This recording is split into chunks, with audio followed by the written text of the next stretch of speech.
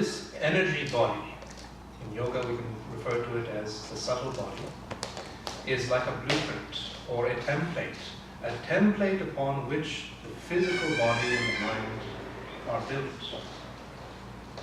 So therefore, there's a branch of yoga which is called Tantra Yoga or Kriya Yoga, which is concerned with transforming the energy body within the system.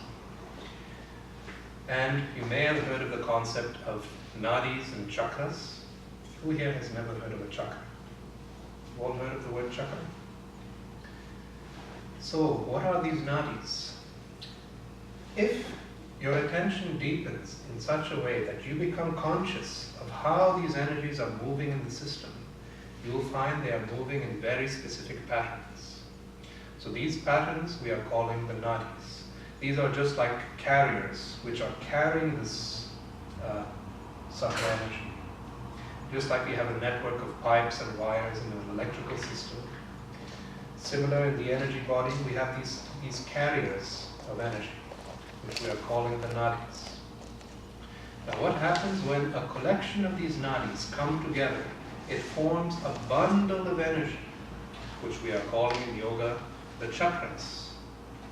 And much of these methods are centered around transformation of these energy centers. There are hundreds of them all over the system, but mainly we are concerned with just 6 energy centers, which are located within the spine.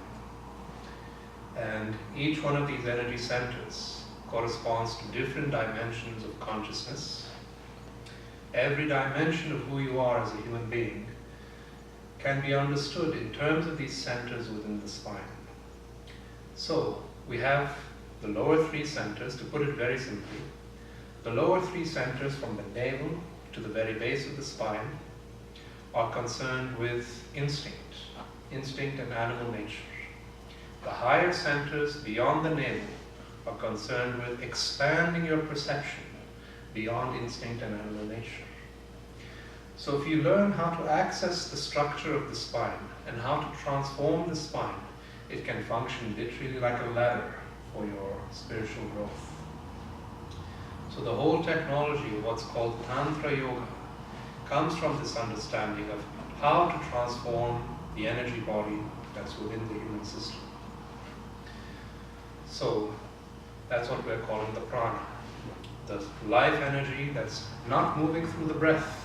You can absorb the life energy in many different ways. One way is through the breath. I want you to understand something. The breath is not just air. Contained within the breath are molecules. Those molecules are made of atoms. Those atoms are made of electrons, protons. Those particles made of even subtler, finer particles. All this involved in what we are calling the breath. So don't think it is just air, but you're absorbing the air into the body through the breath control techniques. You're absorbing a storehouse of energy. And that's one way you can absorb prana. Another way of absorbing prana is through food. It is understood that different kinds of food, the physical part of the food is absorbed by the body. The subtle part of what makes that energy is absorbed by the mind. So what we'll practice is part of the science of what's called pranayama, which is the science of not breath control, but the life energies that are within the breath.